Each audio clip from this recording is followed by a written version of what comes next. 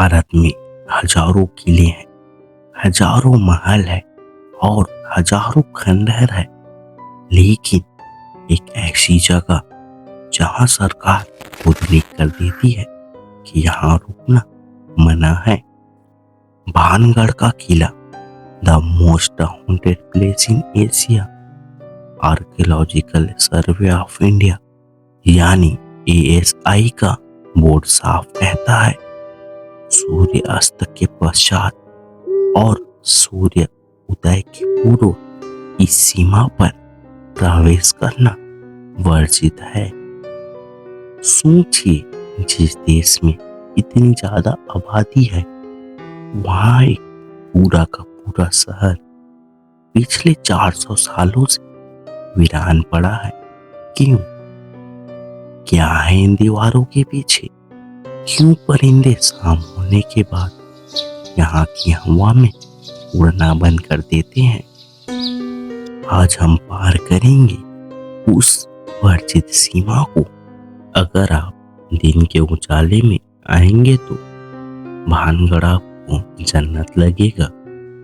हरे भरे पहाड़, पुरानी नक्काशी, शानदार महल, लेकिन जरा इन बाजारों को गौर से देखिए, वे चोरी बाजार है। कभी यहाँ हीरो और पन्नों की दुकान होती थी, लेकिन एक चीज अजीब है, यहाँ किसी भी घर पर छत नहीं है, सिर्फ दीवारें हैं, लेकिन छत गायब है।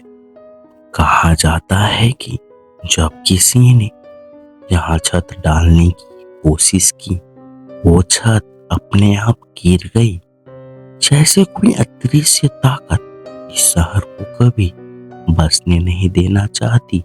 इस बर्बादी के पीछे एक तरफा प्यार का खौफनाक कहानी है। कहानी भानगढ़ की राजकुमारी रानी रत्नावती की। कहते हैं उनकी खूबसूरती के चर्चे पूरे राजपूताना में थे, लेकिन उसी राज्य में एक तांत्रिक रहता था, सिंधिया सेवड़ा। सिंधिया काले जादू का माहिर था। उसकी नजर रानी पर थी। वो उन्हें हासिल करना चाहता था, किसी भी कीमत पर। एक दिन रानी की दासी बाजार से इत्र लेने गई। सिंधिया ने मौका देखकर इत्र की शीशी पर काला जादू कर दिया, वशीकरण मंत्र फूंक दिया, ताकि जो भी उसे लगाए वो खींचा हुआ तांत्रिक के पास चला आए। लेकिन रानी रत्नावती होशियार थी। उन्हें इत्र में कुछ अजीब लगा और उन्होंने वो शीशी पास ही पड़े पत्थर पर दे मारी। शीशी टूटी, इत्र पत्थर पर बिखर गया, लेकिन जादू तो अपना काम कर रहा था। वो भारी पत्थर जादू के असर से लुढ़कने लगा और सीधा तांत्रिक सिंधिया की तरफ बढ़ा, जिससे सिंधिया दब के मर गया। मरते मरते अपनी आखिरी सांसों में सिंधिया ने भानगढ़ को एक श्राप दिया, आज के बाद इस किले में कोई भी जिंदा नहीं बचेगा, सब मारे जाएंगे और उसकी रूहें हमेशा यहीं भटकती रहेंगी। उस श्राप का असर आज 400 साल बाद भी है।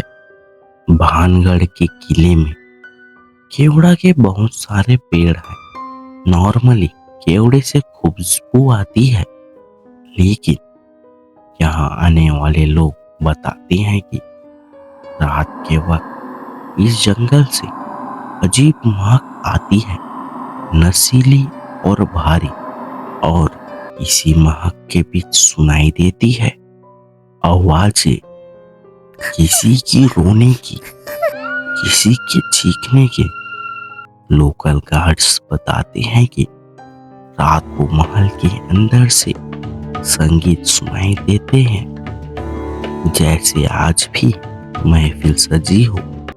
कई बार कुछ लोग जोश में आकर रात को अंदर रुकने की कोशिश करते हैं, लेकिन वो या तो मिलते नहीं या फिर वो दिमागी संतुलन खो देते हैं।